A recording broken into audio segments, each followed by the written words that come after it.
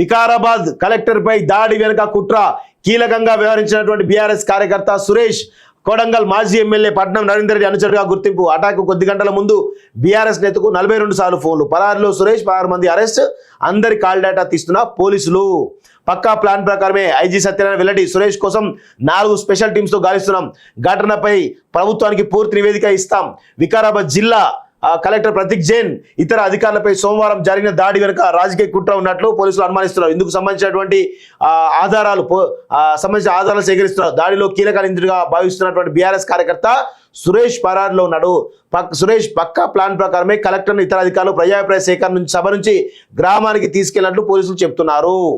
గ్రామంలో కలెక్టర్ 4 అడుగులు వేయగానే కొందరు దాడికి తెగబడ్డారని, ఇదంతా పథకం ప్రకారమే జరిగినట్లు తెలుస్తుందని అంటున్నారు. సురేష్ వెనుక ఎవరున్నారు, దాడికి ముందు అతడు ఎవరెవరితో మాట్లాడారు అనే వివరాలు రాబడుతున్నారు. దాడికి ముందు బీఆర్ఎస్ మాజీ ఎమ్మెల్యేతో 42 సార్లు ఫోన్ మాట్లాడినట్లు పోలీసులు గుర్తించారు. సురేష్ది కీలక పాత్ర. సో ఆయన ఎవరు అంటే మాజీ ఎమ్మెల్యేకు పట్నం నరేందర్ రెడ్డికి ప్రధానమైనటువంటి అనుచరుడు. ఆయన ఇప్పుడు పట్నం నరేందర్ రెడ్డి కూడా అదుపులోకి తీసుకున్నట్టు తెలుస్తా ఉంది. పరారులో సురేష్, 16 మంది అరెస్టు. ఇట్లా బీఆర్ఎస్ పార్టీ నాయకులు ఏం చేస్తారంటే ఇట్లా అందరినీ రెచ్చగొట్టి వాళ్ళతోటి ఏదో ఒక విధంగా ఉద్రేకంలో ఏదో ఒక చెప్పించేసి వాళ్ళని బలి చేస్తారు. వీళ్ళు మాత్రం పరారులో ఉంటారు. కేటీఆర్ ఢిల్లీలో ఉంటాడు, పట్నం నరేందర్ రెడ్డి ఇంట్లో ఉంటే ఇప్పుడు అరెస్ట్ చేయండు. ఈయన సురేష్ పరారులో ఉన్నాడు. ఇట్లా బీఆర్ఎస్ పార్టీ నాయకులు రెచ్చగొట్టడం ద్వారా మిమ్మల్ని, మీ కెరీర్ని, మీ జీవితాలను నాశనం చేస్తారనే విషయాన్ని గుర్తుపెట్టుకోవాలి. ఇప్పుడున్నటువంటి యువత చాలా మంది బట్టలు చింపుకుంటా ఉన్నారు. దయచేసి మీరు అందరూ కూడా అంత పెద్ద బట్టలు చింపుకోకండి. ఎందుకంటే మీకు వాళ్ళు ఏం చేయరు, మిమ్మల్ని వాడుకుంటారు. మీ సమయాన్ని, మీ జీవితాన్ని, మీ కెరీర్ని, మీ విలువైనటువంటి సమయాన్ని వాడుకొని మిమ్మల్ని మీ బట్టలన్నీ ఇప్పేసి నంగా రోడ్డు నిలబెడతారు ఈ కలవకుండా కాలకీలు. దయచేసి వీళ్ళని నమ్మొద్దు అని చెప్పేసి నేను కోరుతాను. మీ జీవితాలను పరంగా పెడితే వాళ్ళు అధికారంకి వస్తారు. మీలాంటి వాళ్ళు ఆత్మహత్యకు కనుక ప్రేరేపించబడితే మీ శవాలపైన తొక్కుకుంటూ వాళ్ళ అధికారులకు వస్తారు, పీఠమెత్తారు. అంతే తప్ప మీకు కానీ మీ కుటుంబానికి కానీ ఏమి చేయరు. ఎందుకంటే ఈ తెలంగాణ కోసం అమరులైనటువంటి 1200 మంది కుటుంబాలను కనీసం ఆదుకున్నటువంటి దొంగనా కొడుకులు ఈ కల్వకుంట్ల కాలకేయులు. వీళ్ళని ఎందుకు క్షమించాలి మనం? వీళ్ళని కనుక పాపం అంటే తెలంగాణకు మనలాంటి పాపం చుట్టుకుంటుంది. ఈ కల్వకుంట్ల కాలకేయులను పాపం అంటే మనలాంటి పాపం చుట్టుకున్న విషయాన్ని అందరూ గుర్తుపెట్టుకోవాలి. ఇగో పరారిలో సురేష్ దాడి జరిగిన తర్వాత అలర్ట్ అయిన పోలీసులు అగచెల్ల గ్రామంలో 28 మందిని అదుపులోకి తీసుకుని విచారణ చేపట్టారు. అప్పటికే సురేష్తో పాటు మరికొందరు గ్రామం నుంచి పరారైన గుర్తించారు. విచారణ తర్వాత 12 మందిని వదిలేసి 16 మందికి పరిగి ప్రభుత్వ దవాఖానలో వైద్య పరీక్ష నిర్వహించారు. అనంతరం వారిని రిమాండ్కి తరలించామని వికారాబాద్ ఎస్పీ నారాయణ రెడ్డి తెలిపారు. ప్రధాన నిందితులు సురేష్ కోసం స్పెషల్ టీమ్స్ గాలిస్తున్నాయని, అతడు దొరకగానే ఇంకా ఎవరెవరు దీని వెనుక ఉన్నారనే విషయం తెలుస్తుందని, అందరినీ చట్ట ప్రకారం శిక్షిస్తామని, ఎవరిని వదిలిపెట్టే ప్రసక్తే లేదని పోలీసులు స్పష్టం చేశారు. కాల్ డేటాలో విస్తుపోయే నిజాలు. కలెక్టర్ అధికారులపై దాడి జరగడానికి ప్రధాన కారణం సురేష్ అని తెలుసుకున్నట్టు పోలీసులు అతడి ఫోన్ డేటాను పరిశీలిస్తున్నారు. అతడు ఎవరెవరితో మాట్లాడాడు, ఎప్పుడు మాట్లాడాడు, ఎక్కువసార్లు ఎవరికి ఫోన్ చేశాడు అన్న వివరాలు సేకరిస్తున్నారు.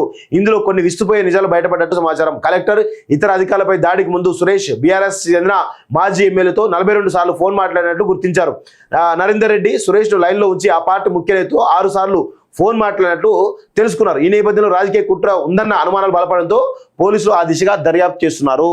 సో ఖచ్చితంగా ఇది పెద్ద కుట్ర.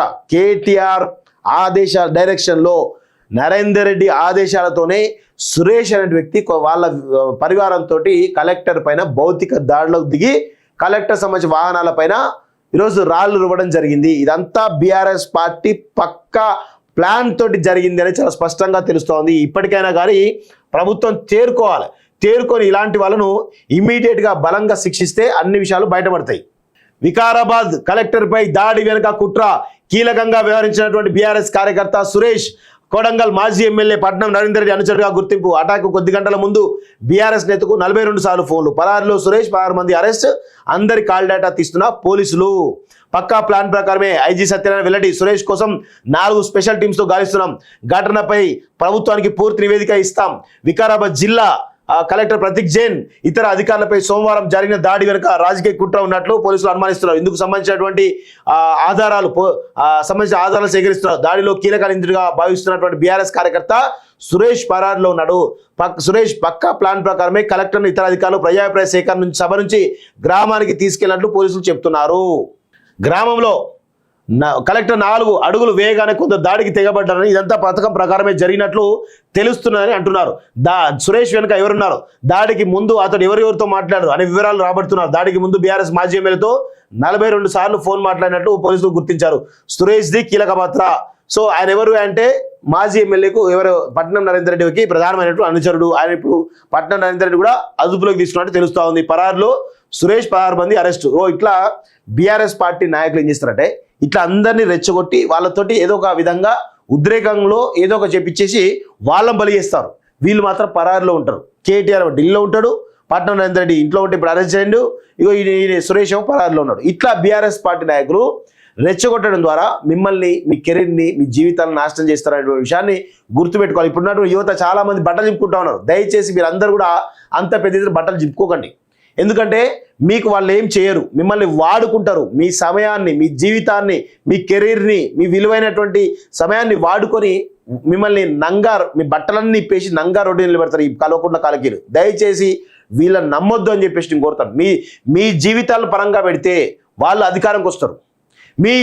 మీలాంటి వాళ్ళు ఆత్మహత్యకు కనుక ప్రేరేపించబడితే మీ శవాలపైన తొక్కుకుంటూ వాళ్ళ అధికారంలోకి వస్తారు, పీఠమెక్తారు.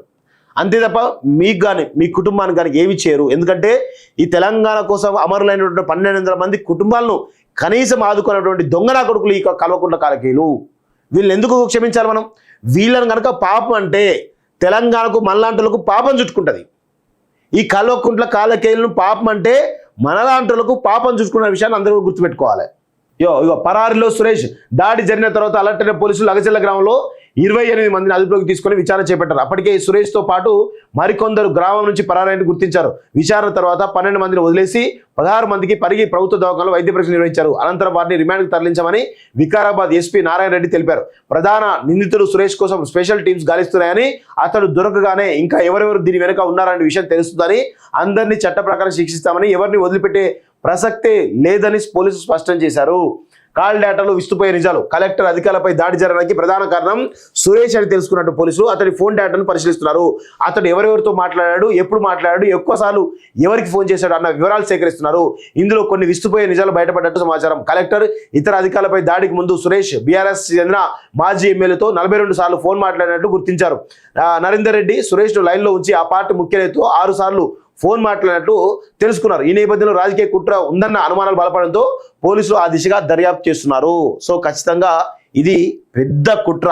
కేటీఆర్ డైరెక్షన్లో నరేందర్ రెడ్డి ఆదేశాలతోనే సురేష్ అనే వ్యక్తి వాళ్ళ పరివారంతో కలెక్టర్ పైన భౌతిక దాడిలోకి దిగి కలెక్టర్ సంబంధించిన వాహనాల పైన ఈరోజు రాళ్లు రువ్వడం జరిగింది. ఇదంతా బీఆర్ఎస్ పార్టీ పక్కా ప్లాన్ తోటి జరిగింది అని చాలా స్పష్టంగా తెలుస్తోంది. ఇప్పటికైనా కానీ ప్రభుత్వం తేరుకొని ఇలాంటి వాళ్ళను ఇమ్మీడియట్గా బలంగా శిక్షిస్తే అన్ని విషయాలు బయటపడతాయి.